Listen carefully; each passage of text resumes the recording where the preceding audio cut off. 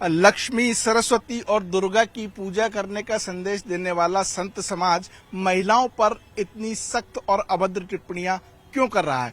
क्यों महिलाओं को टारगेट किया जा रहा है हमारे संतों की तरफ से? चाहे वो अनिरुद्धाचार्य हो, प्रेमानंद हो या कोई मौलाना हो, हर बार उनके निशाने पर महिलाएं ही क्यों? हमारे साथ कुछ महिलाएं हैं, उनका ग्रुप मौजूद है, हम उनसे बातचीत करते हैं कि आखिर अनिरुद्धाचार्य का जो बयान आया उसको आप कैसे देखती हैं। और उसके 2 दिन बाद ही अब प्रेमानंद महाराज काफी फेमस हैं, उन्होंने कहा है कि आज के समय में 100 में से सिर्फ 4 लड़कियां ही पवित्र हैं, बाकी सब जो है वो कहीं ना कहीं अपना चरित्र खो चुकी होती है। वैसे तो मैं गुरु होने के नाते उनका सम्मान करती हूँ। सोचने में आता है कि गुरु के मुख से यह शब्द कैसे निकला, क्योंकि मैं भी कहीं न कहीं एक बेटी की माँ हूँ और मैंने अपनी बेटी को बॉम्बे भेजा हुआ है। यह सोचकर भेजूंगी तो क्या मेरी नींद आएगी?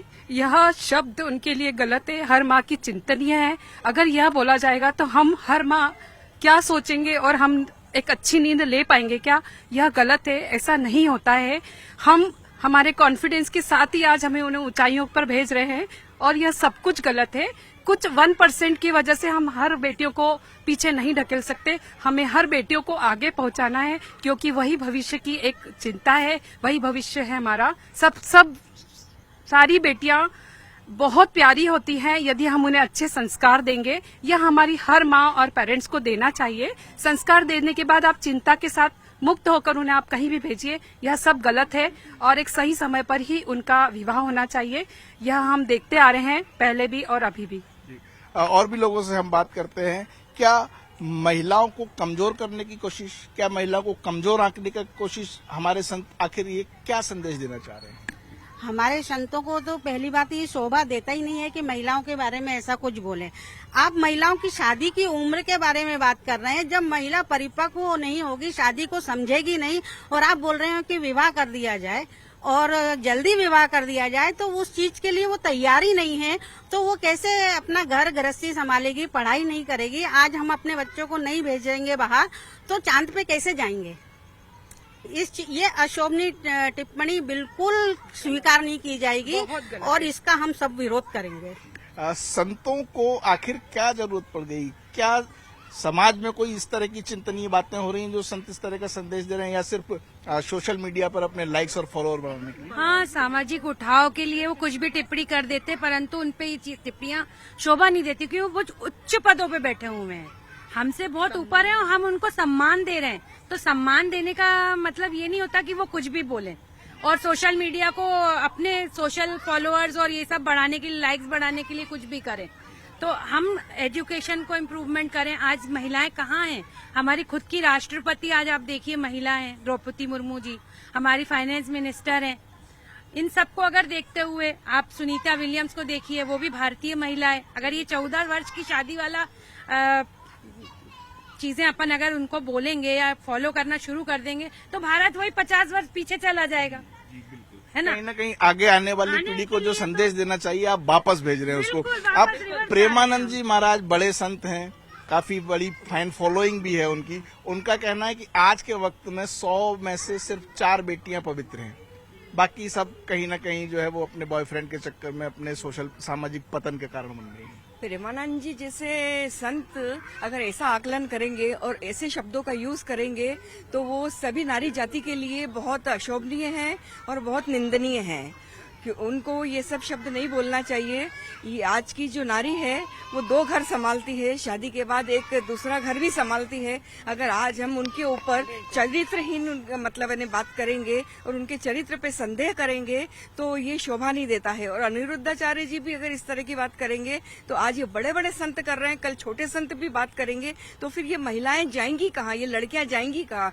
फिर तो कोई भी माँ पेरेंट्स लोग अपने बच्चों को कहीं बाहर नहीं भेजेंगे, वो घर में ही रखेंगे।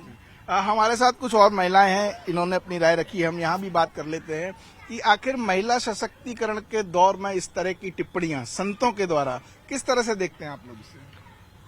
आपका मैं बहुत बहुत शुक्रिया करती हूँ कि आपने हमें और हमारी जैसी बहुत सारी जो महिलाएं हैं, जो लड़कियां हैं, आप उनके विचार आप हमारे माध्यम से, आपके माध्यम से सभी लोगों तक पहुँच रहे हैं। मैं इन सभी लोगों जो हैं परम पूज्य, मैं इनकी सभी बातों का खंडन करती हूँ। क्योंकि आप एक तरफ बोल रहे हैं कि आप महिला सशक्तिकरण को आप आगे बढ़ा रहे हैं और दूसरी तरफ फिर आप ये भी बोल रहे हैं कि आप 14 वर्ष की उम्र में आप लड़कियों की शादी करवा दीजिए। तो ये तो आप रूढ़िवादी की तरफ उनका मानसिक संतुलन बिगाड़ रहे हैं। तो ये आप किस दिशा में लेके जा रहे हैं? समाज को आप किस दिशा में लेके जा रहे हैं? आज हमारे घर में माताएं हैं, सास है, ससुर है, नंदे हैं, बहुत बुजुर्ग महिलाएं घंटों टीवियां देखती हैं, ये महापुरुषों संतों के सबके विचार सुनती हैं, जो ये बोलते हैं घंटों सुनती हैं। और हम कहीं ना कहीं उनको देख के हम भी सुनते हैं। हमारे घर में भी हमारी बेटी है, हम उसको भी बोलते कि बेटा आप सुनो। आज इतने बड़े बड़े महासंत महापुरुष ऐसे अपने विचार प्रकट करेंगे, वो भी इतने बड़े बड़े टेलीविजन पे बैठ के, तो हमारे बच्चे किस दिशा में जाएंगे? तो मैं इन सभी चीजों का खंडन करती हूँ। आप प्रेमानंद जी महाराज का बयान सुनिए, महिलाओं के चरित्र पर ही टिप्पणी क्यों? कभी किसी पुरुष के बारे में क्यों नहीं कुछ कहता? महिलाओं को क्या टारगेट किया जा रहा है? जी बिल्कुल, पहले तो उनका सम्मान करूंगी, गुरु हैं और काफी कभी हमेशा अच्छा ही बोले। मैं श्वेता श्रीवास्तव, मैं इस बात का बिल्कुल खंडन करती हूँ कि आजकल की महिलाएं जो हैं इस चीज को नहीं फॉलो करती हैं और पहले की करती थी। ऐसा कुछ नहीं, हर समय में हर जगह पे अपने लोग करते। मैं खुद एक अकेले रह के आज के समाज में मैं अकेले ही अपने बेटे को पाल रही हूँ। तो क्या मेरा चरित्र खराब हो गया? क्या आप आसपास में पूछिएगा, ऐसा कुछ भी नहीं है। महिलाएं हर चीज करती है, कुछ की वजह से आप किसी एक को कुछ भी नहीं कह सकते हैं। तो फिर ऐसे तो फिर पुरुष समाज भी ऐसे हैं। अगर मान लीजिए कि आज सोनम जैसी, आजकल आपने सुना होगा इंदौर की घटना कि वो लड़की खराब है, 2-4 और ऐसे घटने हो गए, मुस्कान, तो क्या आज से पहले क्या किसी पुरुष समाज में ऐसा नहीं हुआ था? तो हम ये आकलन कर ले कि नहीं, स्त्रियां ही गलत है, पुरुष नहीं। हमारा माना जाए तो स्त्री और पुरुष दोनों बराबर है। मैं तो इस बात के बिल्कुल खिलाफ हूँ और मैं खुद अकेले रहती हूँ, तो मैं अपने बच्चे को आज पाल रही हूँ। ये कहना चाहती है कि स्त्री समाज को टारगेट नहीं किया? बिल्कुल भी टारगेट कर सकते हैं। हमारे साथ ये कॉलेज गोइंग भी युवती मौजूद है, हम उनसे ही बात करेंगे कि आखिर संत आपके पहनने का तरीका, कपड़े पहनने का तरीका तय करें, आपकी शादी की उम्र तय करें, आपके चाल चलन के बारे में टिप्पणी करें, कैसा महसूस करते हैं आप लोग? जी बहुत बहुत धन्यवाद आपका सर। मैं इनके वाक्य को पूर्ण तरीके से नकारती हूँ, क्योंकि सर हम देखते हैं जिस प्रकार से यूरोप की कंट्रियां इतना आगे हैं, तो वहां पर उनका आगे होने का जो पीछे का तात्पर्य वो ये है कि वहां पर महिलाओं और पुरुष में किसी प्रकार का भेदभाव नहीं किया जाता। इतने महान संत होने के बावजूद अगर आप इस प्रकार की अपनी वाणी बताएंगे तो हम सर अपने सनातन को ही अपन खतरे में डाल रहे हैं। और रही बात 14 साल की उम्र में शादी करना या कपड़ों के ऊपर बात करना, मतलब आप साइंस को नकार रहे हैं। 14 साल की एक बच्ची जो कि जिसकी खेलने की उम्र है, आप उसको शादी के बंधन में बांध के उसके ऊपर जिम्मेदारी डालना चाह रहे हैं, तो वो सर क्या सीखेगी 14 इयर्स में?